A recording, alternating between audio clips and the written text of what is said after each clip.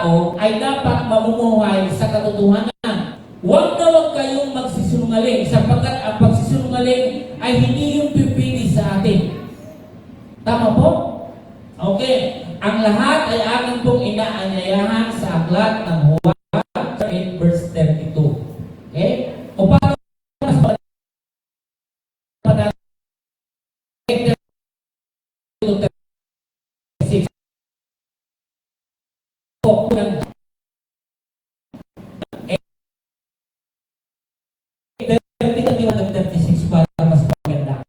our key verse is 32. But now, we will proceed or we will start our text, verse 31 to 36, and we will read all together.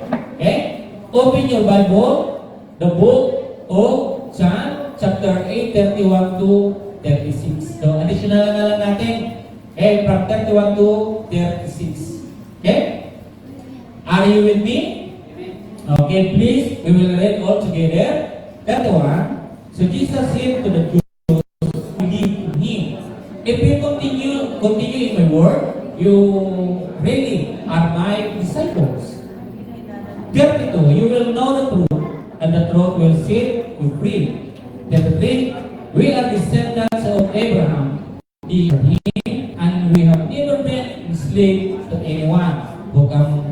How can you see you will become free? 34. Jesus responded, I assure you, everyone who commits sin is a slave of sin. 36. At 35, I slave the Son and the household forever, but the Son does remain forever. Last verse. Therefore, if the Son sets you free, you really will be free.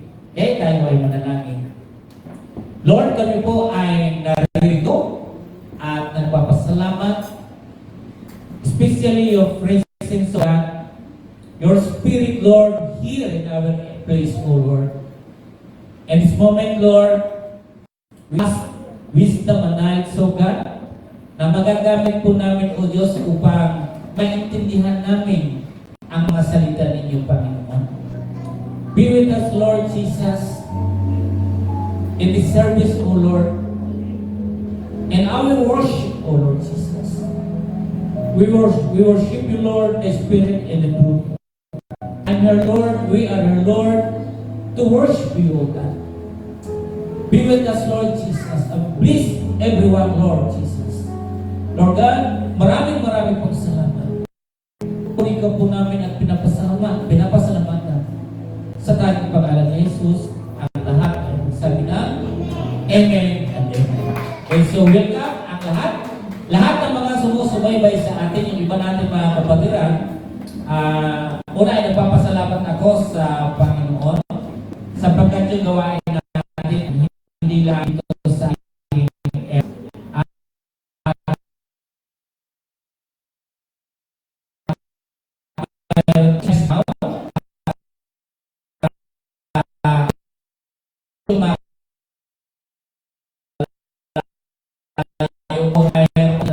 so magpapili silang magsubaybay doon sa ating live streaming.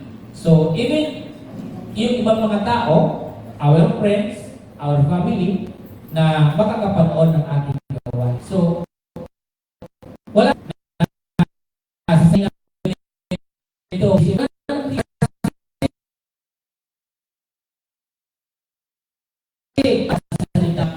Panginoon. Amen po? Okay. So, dito sa ating binasa, sabi dito, sinabi naman ni Jesus sa Hudyo sa kanya, ay Hudyo naniniwala. Okay, yung naniniwala. So, yung paniniwala, lahat yung paniniwala, pero hindi. Lahat ng may pananampalataya.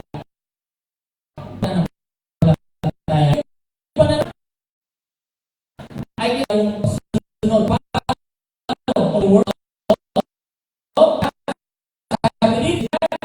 sa mga Hudyo, niwala sa kanya, Di ba? Kung ipagpapatuloy, sabi po diyan, or continue, sabi na yung susunod sa aking tunay nga kayo'y mga alagad ko. If you continue my words, and kung sabi alagad. But, na, pag hindi mo natin yung Pinoy, dahil sabi po natin, anak, mayroon paniniwala. Di ba?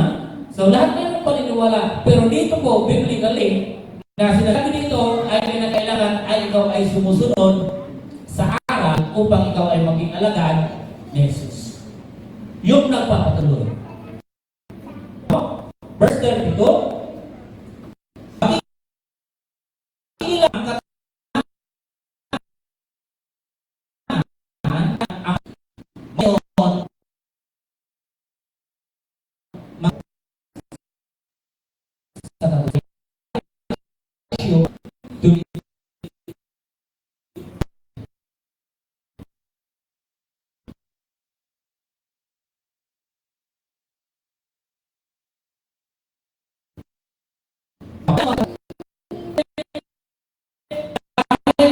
nila.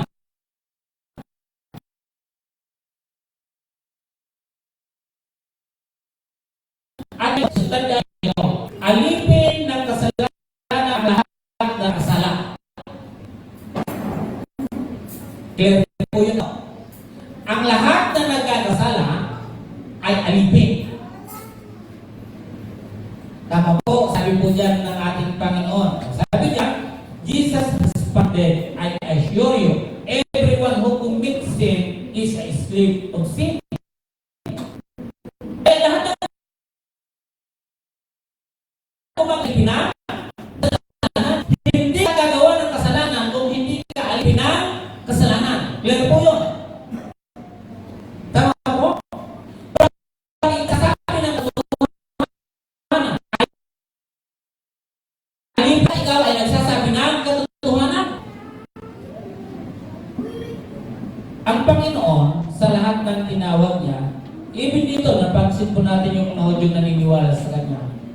Bagay sa panahon natin ngayon, umaasa ang Panginoon na lahat na nagbabasa, lahat na nananampalataya sa Kanya, ay gumagawa ng katotohanan. Hindi dapat siya gumagawa ng kasinungalingan. Sapagkat ang kasinungalingan ay hindi po yon nararapat sa isang taong namumuhay kay Jesus. Hindi siya nararapat sa taong manalig. Hindi po siya para sumampas sa Panginoon. Hindi ang nararapat sa ating lahat ay para sa katotohanan. Tama po? And then sabi po dito mga kapatid, ang alipin ay hindi kabilang sa sambahayan sa habang panahon. Subalit ang anak na kabilang at kabilang magpakailanman. Magkaiba po kasi yung alipin at magkaiba po yung tunay na anak. Pag alipin po siya, ay po siya alipin. Ito mga kapatid. Minsan yung iba ay mayroon po tayong tunay na anak. Tama po? At minsan yung iba ay dahil nagkukulangan ng kanyang anak, ano minsan yung ginagawa? Sila ay nag-anak. Tama po? At ang tawag sa Tagalog ay ampon. Maging anak mo o anak mo.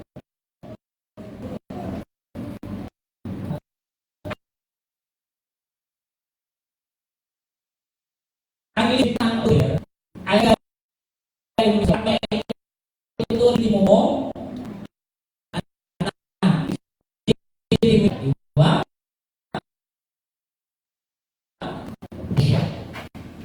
Ito sabi dito, yun ay mananatiling alipin, hindi siya mananatiling anak. Siya ay isang alipin. Okay? At sabi dito, 35, kapag kayo pinalaya ng anak,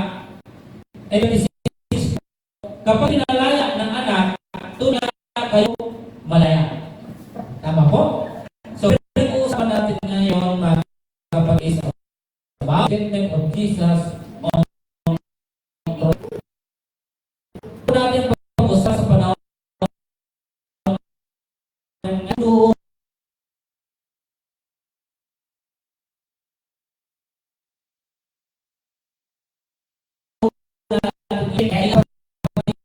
ngayon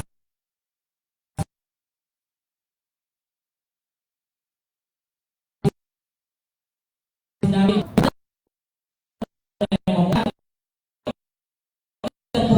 parang yung katotohanan ngayon ay hindi ka pwede magpasabi sapagkat natatakot ka. Di ba dapat ang kinakatakutan mo yung pagsisinungaling? Pero bakit ang pagsasabi ng katotohanan ngayon parang ikaw ay natakot? Parang ini-embrace ngayon ng mga tao yung magsinungaling? No. Hindi dapat gawin yun ng tao. Hindi dapat gawin yung mayroong matinong pag-iisip. Dahil ang may matinong pag-iisip at siya ay nagsabi ng totoo. Tama po? Alam niyo, kapag hindi pagsasabi ng totoo ay kamang. Alam, technical yung napaka-technical kasi yung salita sa Tagalog ay isa.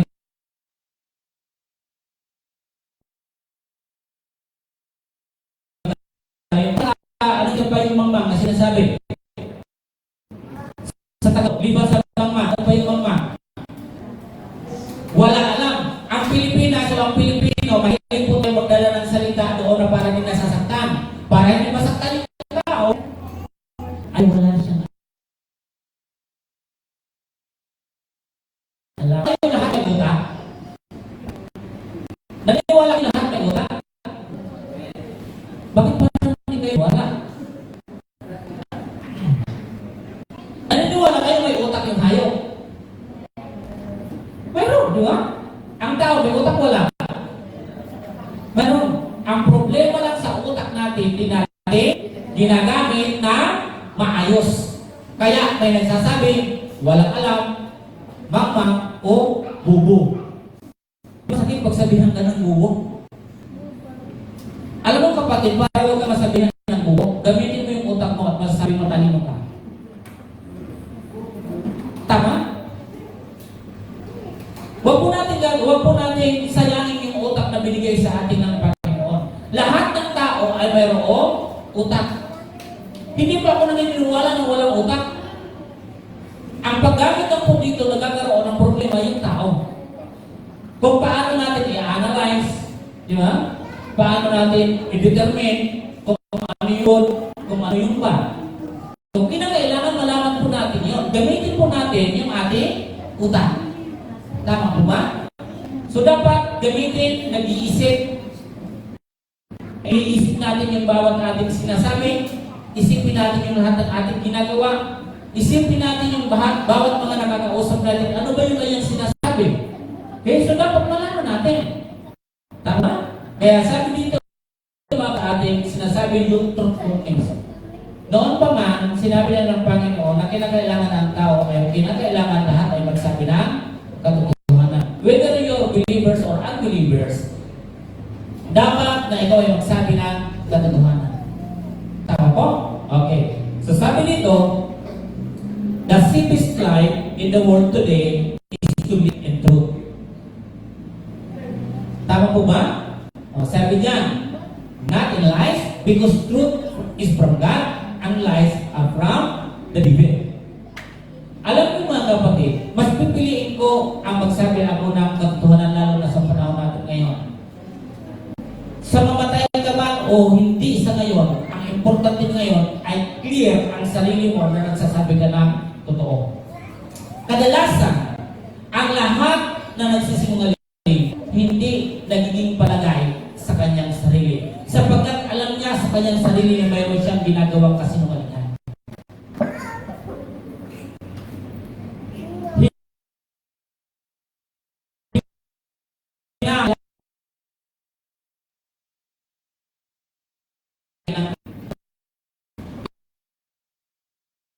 Kung may nagawa akong kasalanan, kahit sabihin mo paanan ko yun, ako ang nakakaalam. Kahit sabihin ko sa ibang tao, hindi ako gumawa yan. Pero, mga kapatid, mararamdaman mo sa sarili mo kung may ginawa ka o wala. Ikaw mismo yung makapagsasabi niya. Liban po, mga kapatid, sa iyo, ang Diyos alam yun. Kung ikaw ay may ginawa o wala.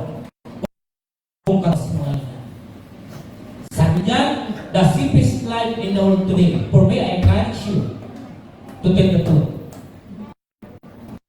Huwag na huwag kayong magsisinungaling. Kasi mamaya, kapag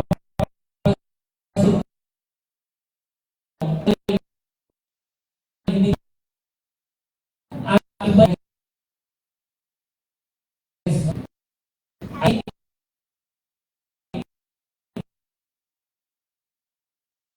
Christ with the sinungaling.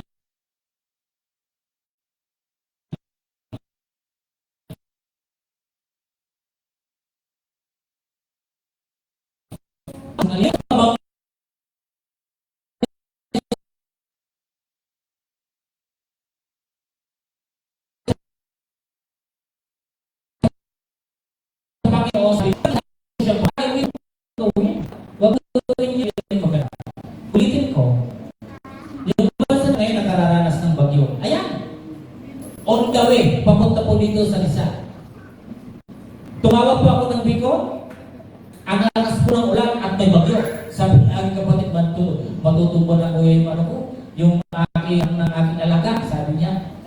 Tumawag sa akin ngayon, andol mga kapatid sa atin.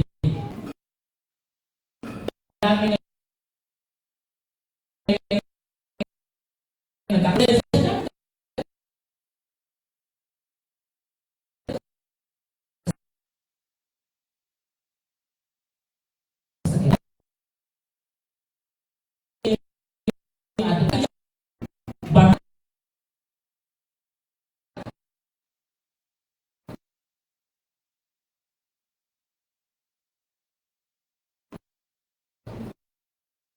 Yung ko kaya na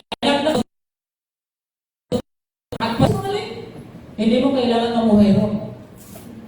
Anong sinabi doon sa internet ito? Ang katahanan, anong sinabi? Sa abang papalay sa aking lahat. Yung katotohanan, nyo, katotohanan,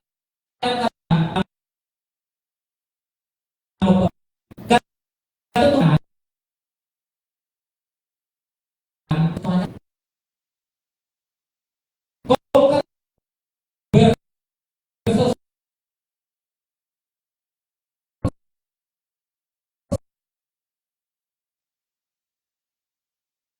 sino sabihin ha? Hindi tayo sasabi ng ilang sasabi. Pero kung ikaw sabihin sa asawa ko na ganito pumunta po sana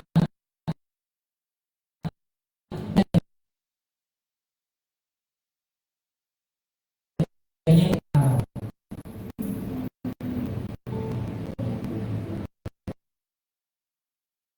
Di ba?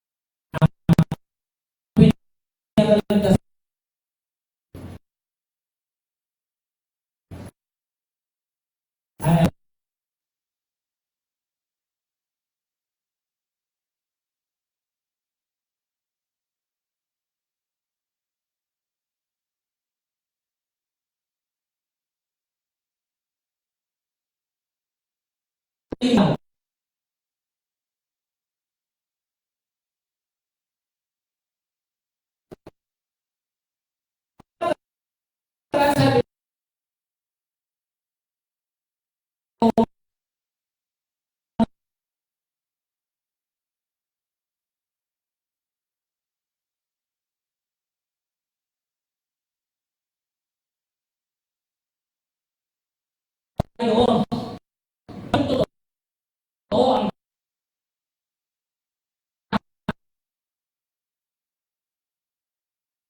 lalo na ngayon, alam niyo po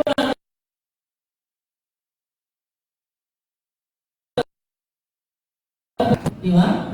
So lahat po niya, kita niyo kalaro, kita po.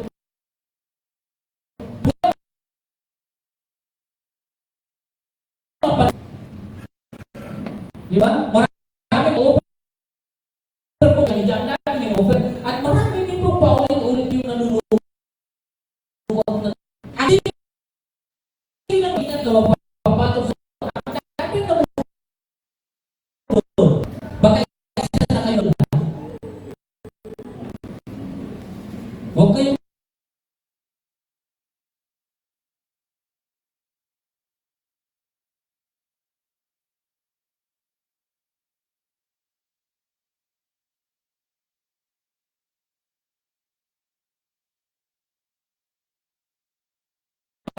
kayo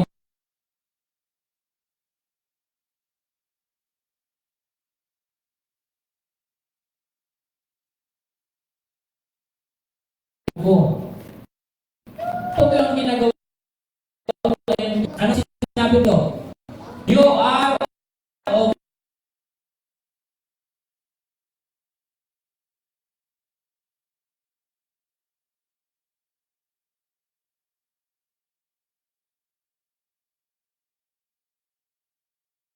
does not stone and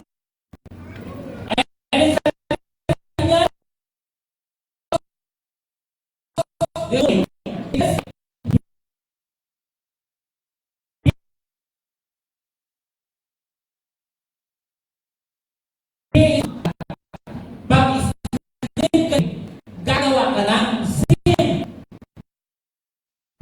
Pag-isip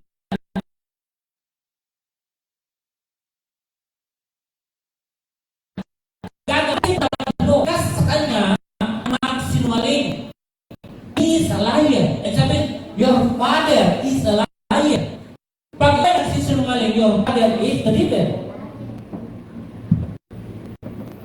Kaya huwag kayo magsisinungaling. Sa oras ikaw ay magsinungaling, inaari mo ngayong tatay mo ang demonyo. Don't tell a lie. Okay? And sabi niya, he speaks from his own nature because he is a liar and the father of liars.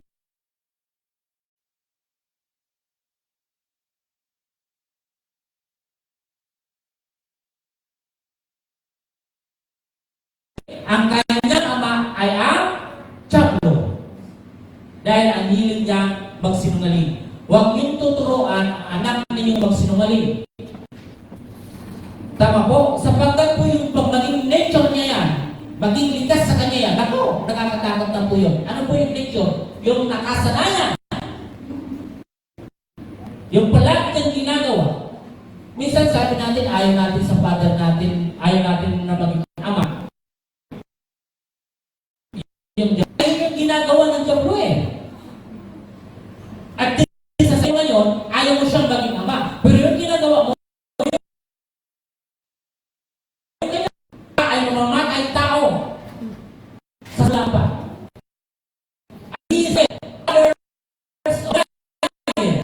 O siya po ay sinungaling. Mamamatay tao. Kaya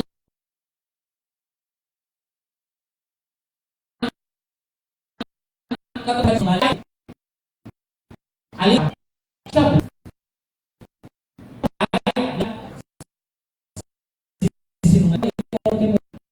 Sabi, ako ang iyong mga ang niya. So, minsan gano'n eh. Yung gusto natin. Yung gusto niya, yung ilagay mo mamatay ka sa simula.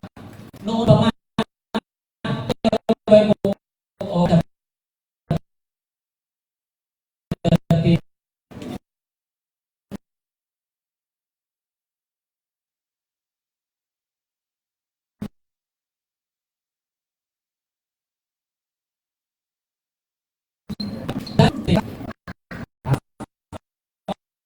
only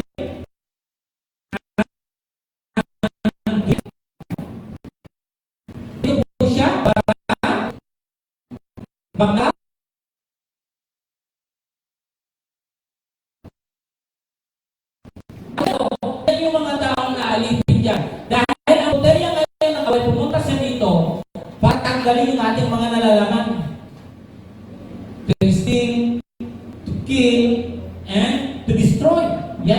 kanya gagawin.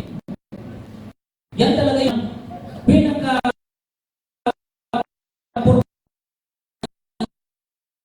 niya into him. Okay? Kaya ito mga kapatid, sabi niya, siya yung mamamatay tao na sa simula pa ang kalaban ng katotohanan na hindi matatagpuan sa kanya kahit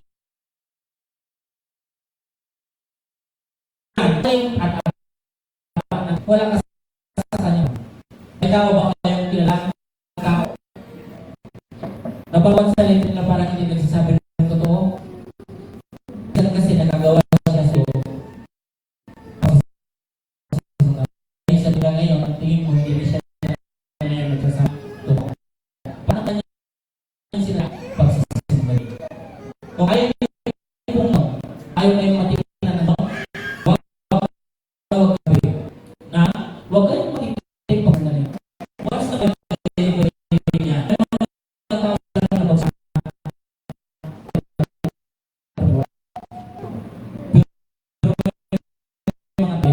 kung mapunta ka sa isang tao na totoo sa iyo, hindi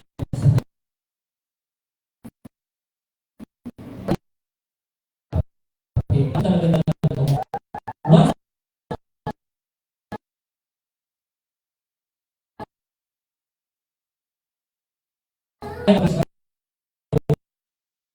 ito talagang buhay. Kaya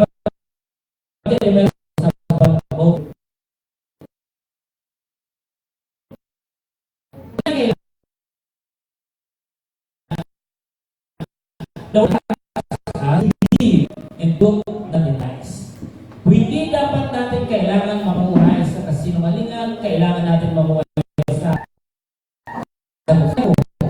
gusto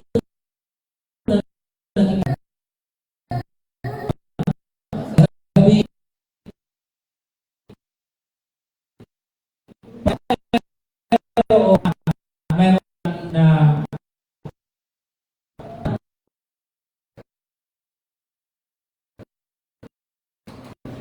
kaya, eksakto na maniningil yung inutangan mo yung Bombay.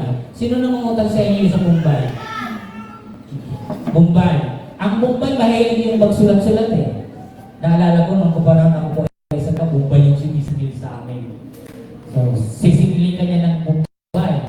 At kakatag pa yun. Eh, minsan wala ka pang bayan. Ano yung anak mo? Anong sasabi mo sa anak mo? Inaiyak ka naman umara. Anong gagawin mo, Brad Ryan? Anong sabihin mo?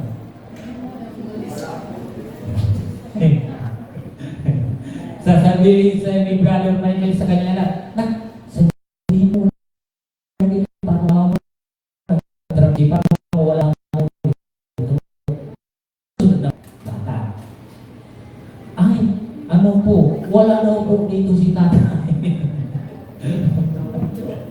Okay, basta magsabi sa anak ninyo, baka yung anak ninyo, ikaw nagsisinungaling, yung anak mo hindi marunong, baka magsabi ng gano'n. Sabi, ay wala daw po dito si tatay. Pag words na ganyan po, ay dyan, sinabihan ko lang, ang inutusan mo ngayon, anak, diba? Huwag kayong maging gano'n. Okay? So everyone, kinakailangan na mag-speak po tayo na we need to tell the truth. Dapat to avoid na mag-speak po tayo ng lie. Hindi po yun maganda eh. Di ba kaya hindi mo gusto yun eh. Kung nagtahanap talaga ng ito, tapos magsisinungalingan ka, hindi mo talaga yung gusto mo nga. Nagsasabi ako sa iyo, dapat ako na nagsasabi sa iyo, tapos magsisinungalingan ka. Tulad ng awit natin kanina, tapat ang Diyos sa atin, tapos susuglian mo ng di katapatan, hindi yun maganda sa Kanya. So, as a children of God, as a brethren in Christ, kailangan is, nagsasabi tayo ng totoo, maging tapat tayo, kahit doon pa sa mga taong kaibigan nyo. Huwag kayong matakot magsabi tayo. Minsan ang iba, parang mas madali magsinungaling sa magsabi ng totoo eh. Di ba? Ako dali ako magsabi ng totoo kaysa magsinungaling ako. Sasabihin ko yung totoo. Dapat ganun tayo yung Christian, sanay magsabi ng totoo, hindi tayo sanay magsabi ng sinungaling.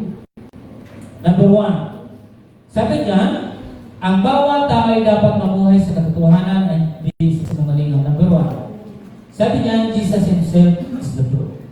Bakit?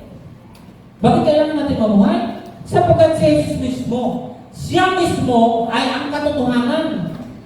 Di ba? Kung ikaw palataya sa kanya, sino yung katotohanan? Jesus himself. Di ba? Si Jesus mismo yung katotohanan. O, di ba? So, sabi dito sa atin, sa talata, na binabanggit na si Jesus mismo ang katotohanan. Okay, buksan po ninyo yung Biblia ninyo sa John 14, verse 6. Sabi diyan, Jesus told him, I am the way, the truth, and the life. No one comes to the Father except through me. Malipas ka niya. Kapag ikaw ay hindi namumuhay sa katotohanan, clearly na binabanggit, no one comes to the Father except through me. Di ba? Siya mismo. Kaya sabi natin sa una, Jesus himself is the truth. And Jesus told him, I am the way. Tama po ba? The truth and the life. No one comes to the Father except through me. Letter A, the truth is in Jesus. Only in Him can the right path be found. Sa Kanya lamang natin matatagpuan yung tumpak na daraanan. Kaya tingnan niyo yung mga tao. Pag hindi mamumuhay kay Jesus, hindi nakuha yung tumpak na daan. Lumilihis. Kaya tingnan mo ang nangyayari, namumuhay sa kasinungalingan sapagkat hindi tumpak yung dinaanan. Pangalawa, the truth is in Jesus. Only Him can the clear truth be found. Sa Kanya lamang makikita at masusumpungan yung sinasabi po natin klarong katotohanan. Ito yung klarong katotohanan, walang iba kundi si Jesus. Siya yung clear, wala na pong iba. And the third is, letter C, sabi niya, the truth is only in Him can true life be found. Diyan lang natin matatagpuan yung totoong buhay. Wala po dito. Diba? Tingnan niyo yung mga tao ngayon. Kung saan hinahanap-hanap yung buhay. Di niyo po ba alam na andyan lang si Jesus, siya yung totoong buhay. I am the way, the truth, and the life. And then, pinakadulo nun, anong pinakadulo po ng talata in verse na yun? No one comes to the Father except through me. Itong tatlong na ito, pag hindi ka dadaan, wala. Wala na. Dahil siya yung way. Siya yung daan mo. Kung saan ka pupunta, hanapin mo siya, ituturo ka ng tamang daan at hindi ka niya ililigaw. At dami ngayong mga taong naligaw sapagkat naglalakad ng sarili nila. Di ba? Truth. Saan mo hanapin yung truth, mga kapatid? Clearly, na makukuha mo lang yan kay Jesus. Kapag ikaw ay sasabi ng totoo, dahil alipin ka ng Jesus, obviously, mga kapatid, lahat tayo ay dapat magsabi ng totoo sapagkat si Jesus ay katotohanan. Dapat tayo ay namumuhay sa katotohanan. And the third is, life. Yung life natin ay na kay Jesus. Wala po sa way ito. Kaya naliligaw yung mga tao. Kasi yung totoong talagang dapat mong puntahan at tawagin, walang iba kundi si Jesus. Pangalawa, mga kapatid. Pangalawa, embrace the truth, reject the lie. Ito yung winawarningan tayo ng Biblia. Alam niyo, dapat yung akapin natin, dapat yung totoo eh. Pero tingnan niyo kung sino yung nire-reject ng tao ngayon. Nire-reject yung truth. Niyayakap niyayakap yung lie. Nakalulungkot, di ba?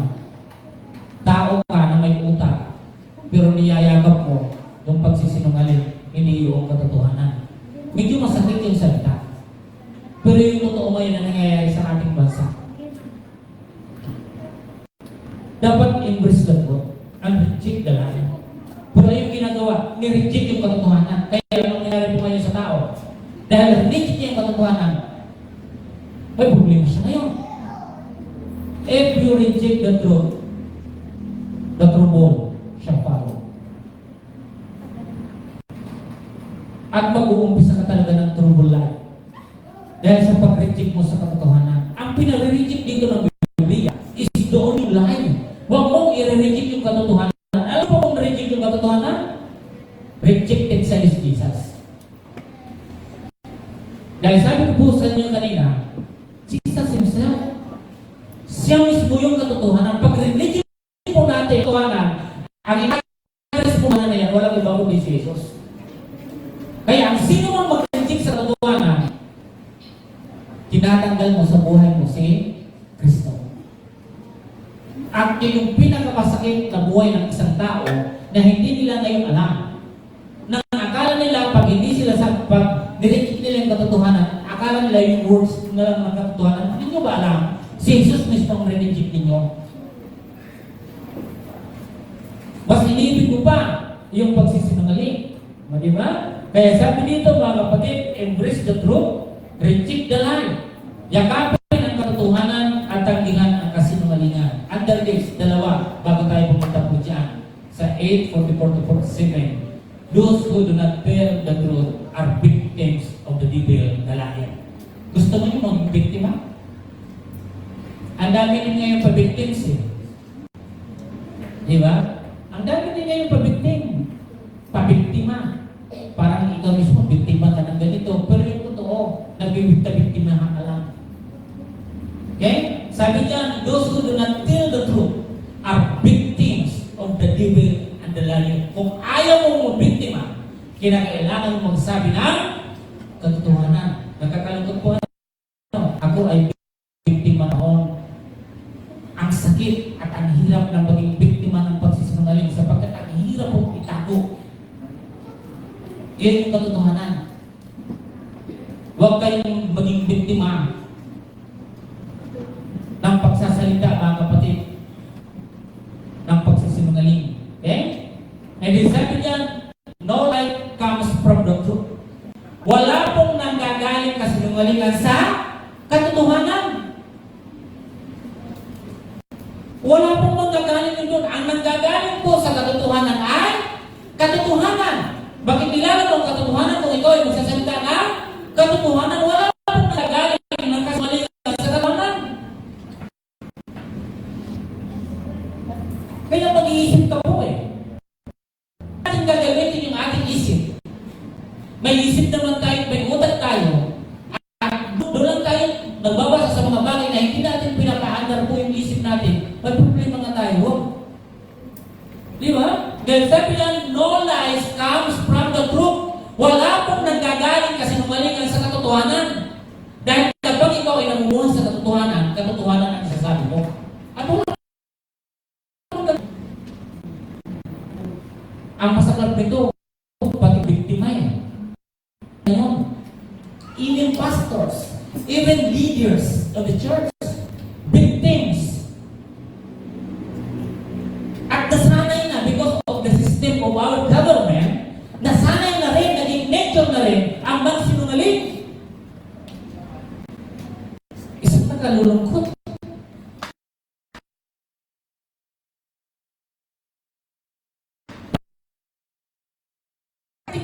Ganyan.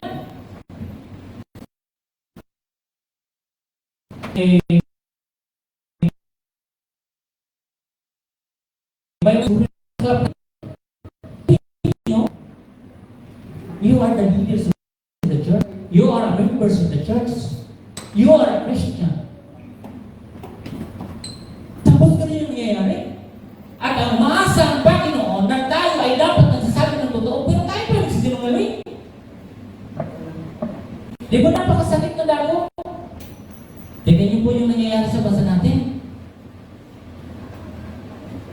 Alam niyo mga kapatid kung bakit mayroong wake up call through typhoons, earthquake, illness, di ba? Corruptions. Kapatid at kaibigan, everyone, Filipinos, tell the truth. Ang katotohanan niyo mapapalaya. And all the illness, lahat ng mga nangyayari sa atin, mawawala basta kumpayan natin si Jesus. Dahil si Jesus yung katotohanan. Isipin niyo natatakpan yung katotohanan, dapat yung katotohanan, yung dapat naglalagablag dito sa atin, pero ngayon hindi. Di ba? So, lantad ito ngayon mga kapatid. Ang dati ngayon bawat simbahan, gusto mo ang napupulong na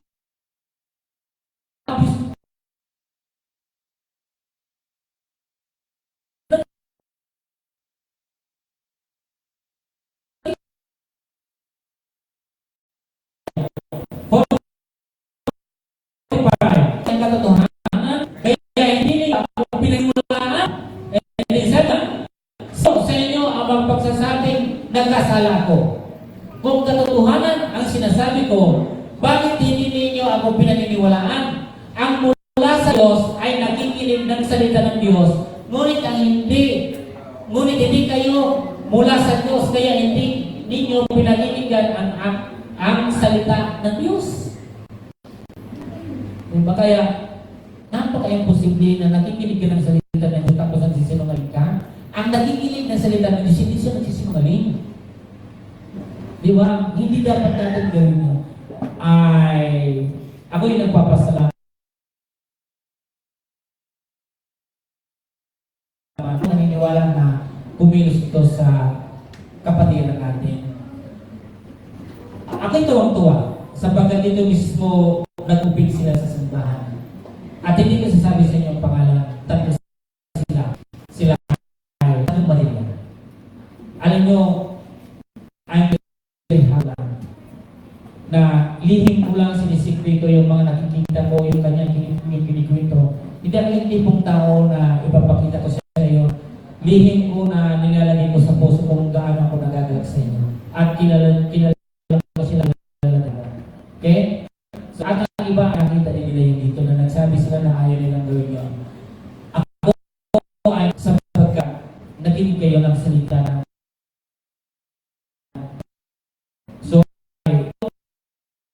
ang salita noon na gusto nila na ipagtanggol na kumpis po sila na may ginawa sila hindi kaya ngayon binago po nila yun. So, ay tuwang-tuwa sa totoo lang sa tao na ito. Sana lahat tayo ay ganun yung ugali natin na hindi tayo kailangan nagtatago. Kung ano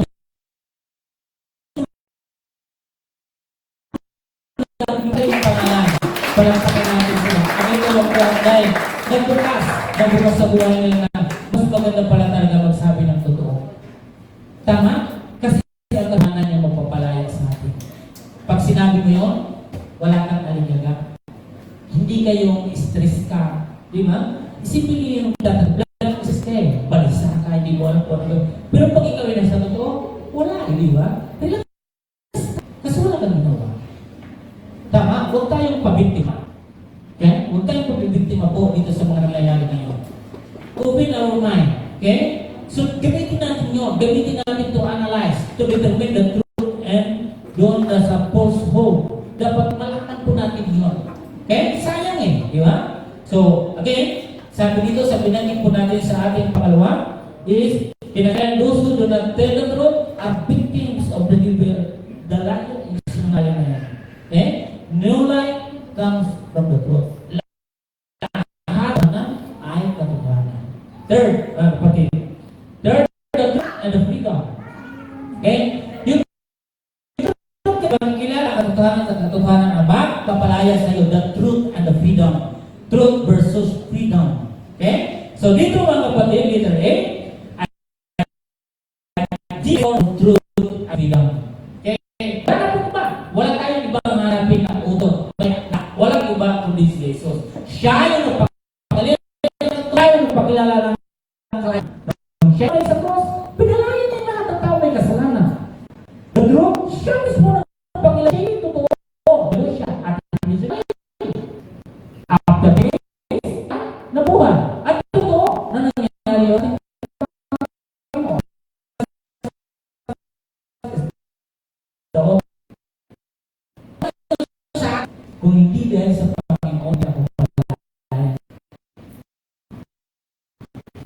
hindi ako kayo namumuhay sa katotohanan.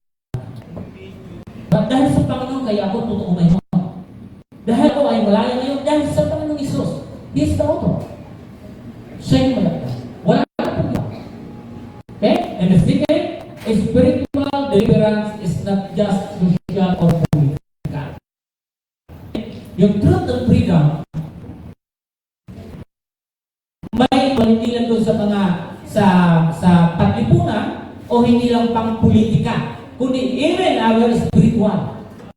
Gusto noon spiritually dahil hindi tayo magiging alipin ng kasalanan. Kasi sa akala natin yung freedom ay sa panlipunan lamang. Hindi lang doon. Akala natin yung freedom is para sa pampunan. Hindi mga kapatid. Even our spiritual deliverance, liberation sa our spiritual. Tama? Kalayaan ng ating spiritual. So gusto ng Panginoon mapalaya tayo. And if mapalaya tayo doon, karoon tayo ng freedom. Hindi tayo alipin ng kasalanan. Hindi tayo alipin ng pagsisinungaling. Sapagkat dahil tayo sa katotohanan. So kailangan natin deliverance. Okay? Kailangan natin mga kapatid. So Jesus, sabi ito, na ang spiritual na papalaya ay hindi lamang palipunan o pampolitika. Nalataya tayo ng Panginoon. Hindi lang ito doon sa palipunan, hindi lang doon sa pampolitika, kundi amin sa ating spiritual na buhay. You are free. Tama? Dahil sa kamay ng ating Panginoon. Amen? Pang-apat. Okay, pang-apat mga kapatid. Truth reflects action. Okay, sabi dito, ang katotohanan ay sumasalamin sa pagkilos. Alam niyo mga kapatid, halata natin yung tao sa kilos niya kung nagsasabi siya ng totoo, kung nagsasabi po siya ng pagsinungaling. There are two. Dalawang bagay po na ating basahin dito bago tayo magbasa ng verse, mga kapatid. Sabi diyan, sa letter A, by speech we can know if we are telling the truth. Alam niyo ba kung siya ay nagsasabi ng totoo? Alam niyo ba kung siya ay nagsasabi ng pagsisinungaling? And the second, by action we can know the truth. Alam mo natin, nababasa natin yung galaw ng isang tao kung siya ba ay nagsasabi ng totoo o hindi. Alam din natin, nalalaman din natin, okay? Bagay sa kanyang pananalita, kung siya'y totoo na nagsasabi o hindi. Di ba? Marami po ngayon mga lumalabas sa buhay ng tao para mapagtakpan yung pagsisinungaling. And actions and speech, ginagamit nila ito. But once again, all the Christians na kinakailangan po natin, everyone, is kailangan po natin alamin yun. Huwag tayong basta-basta padadala sa mga salita. Huwag tayo basta-basta padadala sa bawat kilos. Maraming mga pagkilos ngayon na akala natin ay katotohanan. Maraming nagsasalita ngayon na akala mo ay siya yung katotohanan. Pero para nilalagin yung bawat isa. Ang ating bansa ngayon, marami po yung paninilang ang pagkilos, ang daming pagkilos ngayon para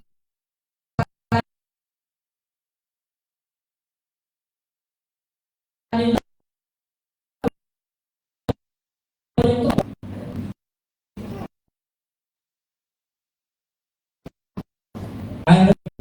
kita beliau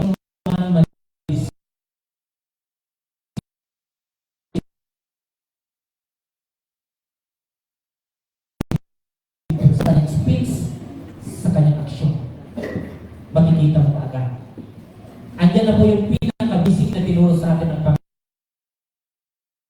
Panginoon. Okay? Makikita at makikilabis and always pray every day. Pinakailangan po natin yung gawin. Okay? Upang ang katotohanan ay lagi po natin napapanagin. Okay? Basahin natin. Chapter 3, verse 8.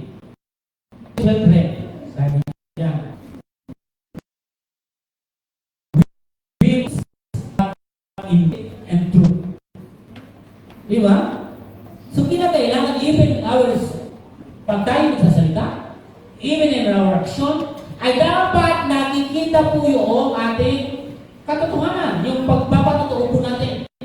Magkasama yung dalawa, nakikita na totoo ang sinasabi, totoo ang iyong ginagalaw. Hindi dapat salungat. Di ba siya magsalungat? Pwede.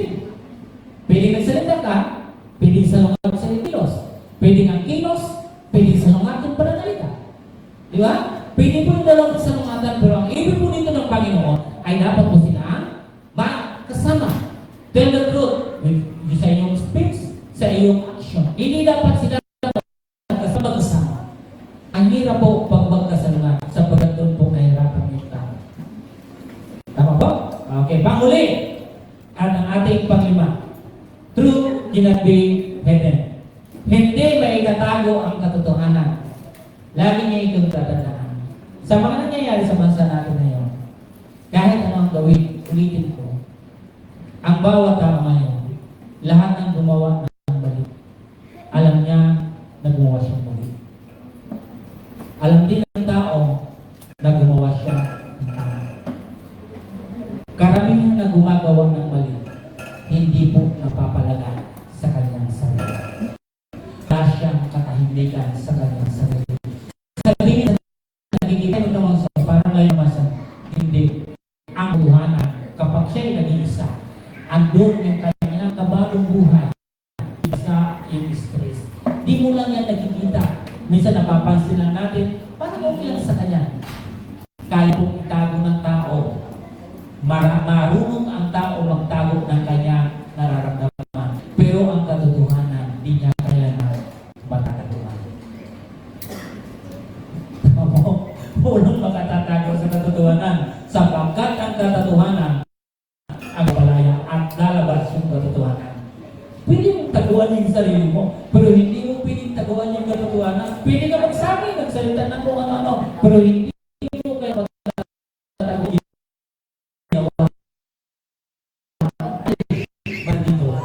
yung katotohanan na may Diyos na nakakita sa iyo. Ang katotohanan na nagkita ng Diyos yung ginagawa mo at pagdating ng araw, meron kang punishment. Tago mo sa tao. Tago mo sa lahat. Pero kailangan isang bagong sabihin sa iyong kaibigan ng kapatid, di mo kailangan matataguan ang Diyos. Tama po? Lahat ng ginawa natin sa alam ng Diyos yung ginawa natin. Kaya ako nalilitan na ginawang hindi maganda sa ating bansa, may nilagay ang Panginoon ng konsensya, yung buti. Iyan po yung nag-aalburuto sa kanya. Kaya imposible na hindi po siya natatagano. Andyan po siya, gumagawa at kumikilos yung buti. Diba?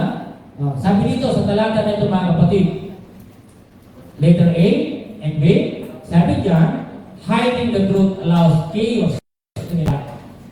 Diba? Sa pagtatago ng katotohanan, ay hinahayaan mong pumasok ang kaguluhan sa buhay mo. Huwag yung itatago, sapagkat ang katotohanan, hindi mo siya itatago. Bagos, nagkakaroon ka lang ng problema ngayon na inaalaw mo na pumasok ang kaguluhan sa buhay. You're not hiding the truth. Okay? Disiplinado po yan. Ang yung itago yung disiplinado yung so, alam sa pagkatago ng katotohanan, isang disiplinado ng bank. Kaya winawarningan tayo ngayon, huwag na huwag kayo magtatago ng katotohanan sapagkat ang tatamaan nito, kayo lang mismo o ako. Do not hide the truth. Okay? Sapagkat ito ang nangyayari sa panahon natin, sa ating mga ganun nangyayari ngayon. Hindi alam ng iba na ang pagtatago ng katotohanan ay disiplinado ng habang isang tao. At nagugulo siya sa kanyang yan. Okay? Kaya sino mong taong gumagawa ng ganito na nagtatago ng katotohanan, magkakaroon ka ng malaking kaguluhan, magkakaroon ka ng disiplinadong pagbang sa iyong ginagawa. Tama po?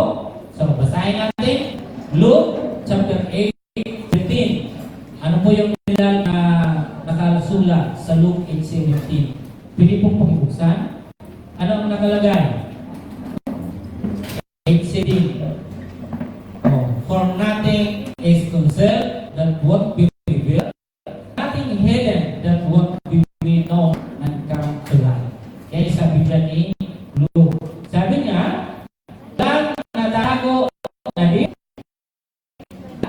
at walang lihim na di malalaman at mabubunyag. Di ba? So kapag may apoy, mayroon. O kung mayroon usok, mayroon. Di ba? Kung mayroon kayong naamoy, may natatago. Pag wala kayong naamoy, walang natatago. Di ba? So mga kapatid, lagi niyong tatandaan na wala sino makapagtago. Lahat ay mga amoy. Okay? So last, sa ating panghuli. Sabi dito, let us act in truth. Okay? So pagkilagay, sabi niya. And then, let us be rich in truth. Okay? And then sabi niya, na hayaan natin laging manahimik ang katotohanan. O kumilos tayo sa katotohanan, maging mayaman tayo sa katotohanan. Tama po? Yan yung isang pinakamagandang bagay. Let us always live the truth prevail. Manaig lagi yung katotohanan. Huwag tayong manaig ng pagsisimula. Okay? So, panghuli, what will happen to liars when the time comes? So, ano ang mangyayari po doon sa mga sinungaling? Buksan po niyo yung aklat sa Revelation 21 verse 8. Alam niyo po ba kung ano yung kakasasapitan ng isang taong sinungaling? Sabi po dyan, kabilang po siya ihagi sa naglalagablang na sufrit. Kaya huwag kayo magsabi. Seriously, kapatid. Biblically, naniniwala kayo sa Biblia? Ang Biblia ay katotohanan. Ang lahat ng basahin mo dito ay totoo. Ang tanong sa inyo ngayon, itong verse 21 ng chapter 21 ng Revelation verse 8, totoo ba yun? Yes! Kasama ang pagsisinungaling itatapon sa naglalaro.